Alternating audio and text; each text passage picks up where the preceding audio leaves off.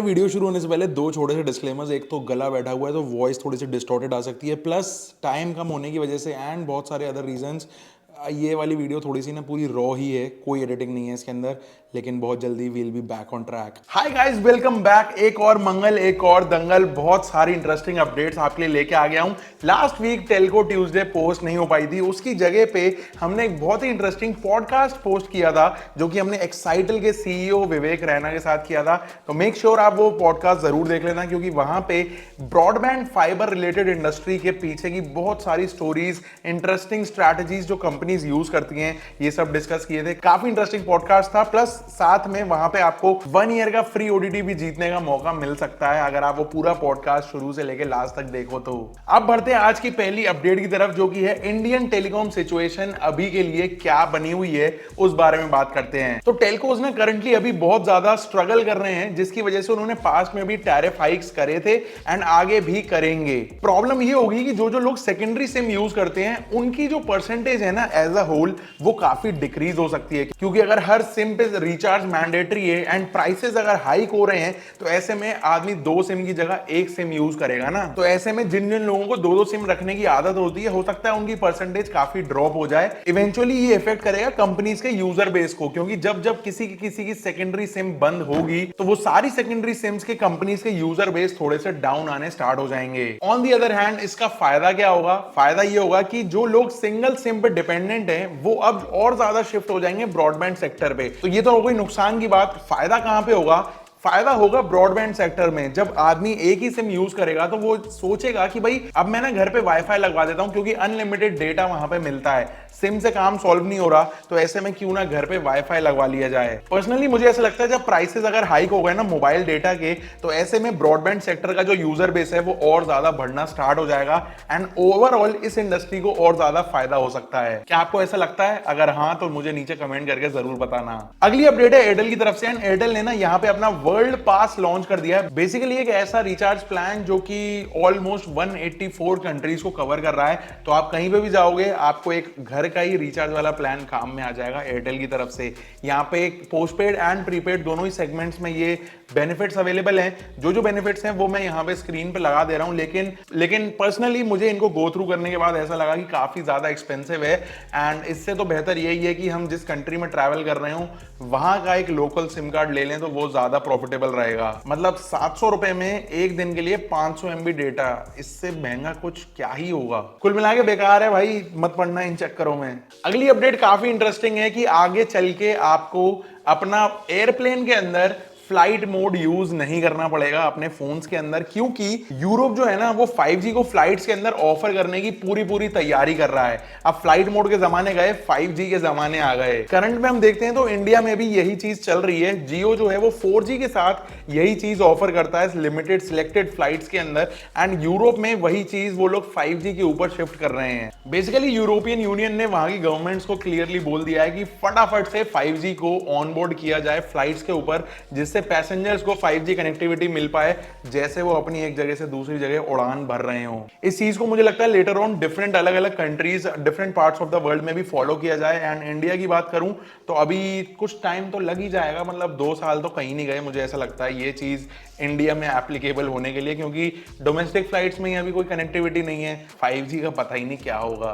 वैसे क्या लगता है 5G अगर एक प्रीमियम पे आपको फ्लाइट्स के अंदर चलाने को मिले तो आप लोगे कि नहीं लोगे? नीचे मुझे बताना जरूर। आगे चलते हैं तो वी ने एक और नया प्लान लॉन्च कर दिया है जो कि 3000 रुपए यानी 2999 का है, जिसमें आपको 850 GB 850 GB का बल्क डेटा मिल जाता है। वॉइस है, 100 SMS डेली है एंड ये पूरा जो पैक है ये 365 डेज के लिए है। अब 850 GB आपको शुरू में लग तो अच्छा रहा होगा, लेकिन एक यहाँ पे ड्रॉबैक ये है कि बल्क डेटा के सामने इन्होंने वीकेंड रोल ओवर वाले बेनिफिट्स यहाँ पे हटा दिए गए हैं, जो कि मुझे लग रहा था कि यार अच्छी चीज है लोगों के लिए, ठीक है चल जाएगा। मतलब क्या ही हुआ, 365 के लिए 2.5 GB रोज के आसपास हुआ ये डेटा जो है।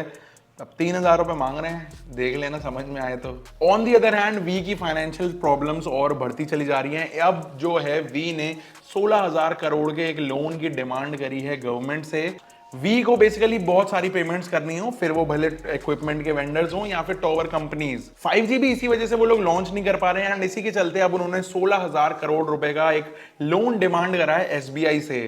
अब सीन ऐसा है कि एसबीआई को ना यहाँ पे कुछ चीजें क्लियर चाहिए, जैसे कि जो डेट वी को गवर्नमेंट को देना है उसको कब वो लोग इक्विटी में कन्वर्ट करेंगे। बेसिकली वी फिर से गवर्नमेंट की वजह से परेशान है, क्योंकि उसको लोन देने के लिए अगेन कुछ आंसर्स चाहिए गवर्नमेंट से। अब जब ये क्लियर होगा, सब कुछ सॉर्ट आउट होगा, तब इनको पैसा अलॉट होगा।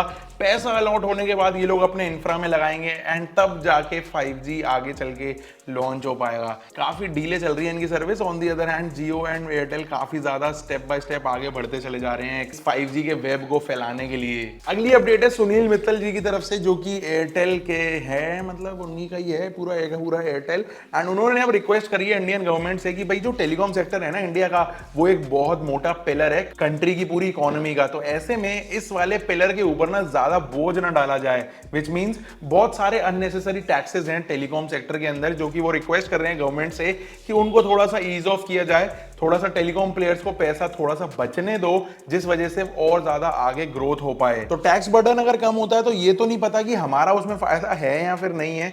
एक बात जरूर है, कंपनियां थोड़ा कमाना ज्यादा जरूर स्टार्ट कर देंगी। अगली अपडेट वनवेब की तरफ से, एंड वनवेब ने इस बार इंटरेस्टिंगली अपने कॉम्पिटिटर स्टारलिंक, उसकी सिस्टर कंसर्न कंपनी जो है स्पेसएक्स, उनके थ्रू अपनी 40 सैटेलाइट शूट करवाई है स्पेस के अंदर, जो कि इनके कॉन्स्टलेशन में जाके ऐड हो जाएंगी। एंड इवेंचुअली ये लोग वहां से सैटेलाइट ब्रॉडबैंड कनेक्टिविटी ऑफर करने वाले हैं in the upcoming year in India. OneWeb काफी तेजी से काम कर रहा है अपना कॉन्स्टलेशन कंप्लीट करने में, एंड मुझे लगता है ये लोग डेफिनेटली इस बार ऑन टाइम लॉन्च कर देंगे। जो भी इनका एस्टिमेटेड टाइम है ना, तब हमको सैटेलाइट ब्रॉडबैंड पहला वनवेब का देखने को मिल जाएगा इंडिया के अंदर। यूज करके जरूर देखना यार, मुझे काफी एक ना इंटरेस्टिंग वाइब आती है इस कनेक्शन से। लेट्स सी आगे चल के कैसा एक्सपीरियंस मिलता है। फाइनली आज की last update AWS Amazon web services, वहां से एक अपडेट आ रहा है कि इंडिया के अंदर अब बहुत ज्यादा ये लोग डेटा सेंटर्स और ज्यादा बनाने वाले हैं। अब AWS एक क्लाउड सर्विस है, एंड बेसिकली इन्होंने रिसेंटली एक इवेंट के अंदर अनाउंस किया कि इंडिया के अंदर $4.4 बिलियन इन्वेस्ट करेंगे, जिसकी वजह से इंडिया के अंदर 50,000 से भी ज्यादा जॉब्स क्रिएट होंगी। प्लस ये अपने सर्वर्स बनाने वाले हैं मुंबई एंड हैदराबाद जैसे शहरों में।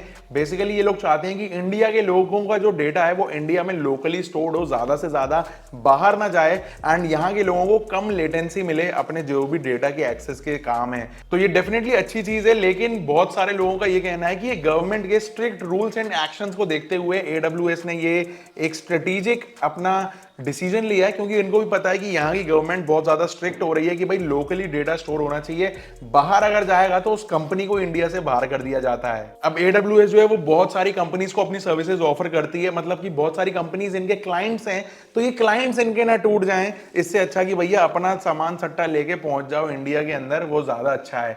ये काफी अच्छा मूव है। ऑन दी अदर हैंड वहां पे जो महाराष्ट्र के डेप्यूटी CM देवेंद्र फडणवीस ने भी ये अनाउंस किया कि एक नया मुंबई वो लोग बना रहे हैं between legacy Mumbai and Navi Mumbai, जहां पे ये लोग कंट्री का सबसे बड़ा डेटा सेंटर हब बनाने वाले हैं। तो यार ये एक नए इंडिया की बहुत ही जबरदस्त शुरुआत है। मुझे लग रहा है कि एक नया एरा आने वाला है जहां पे ये डेटा सेंटर्स एंड पूरे के पूरे ये क्लाउड सर्विसेज, ये सारी चीजें बहुत तेजी से एक्सपैंड करेंगी आने वाले कुछ 5-7 सालों के अंदर। ये काफी अच्छी अपडेट लगी मुझे, मैंने सोचा ये जरूर ऐड करनी चाहिए आज के इस एपिसोड के अंदर। एंड यही कुछ था आज। पसंद आया हो तो लाइक कर देना, सब्सक्राइब कर देना चैनल को, and I will see you in the next one. Till then stay safe, stay sarcastic, see या।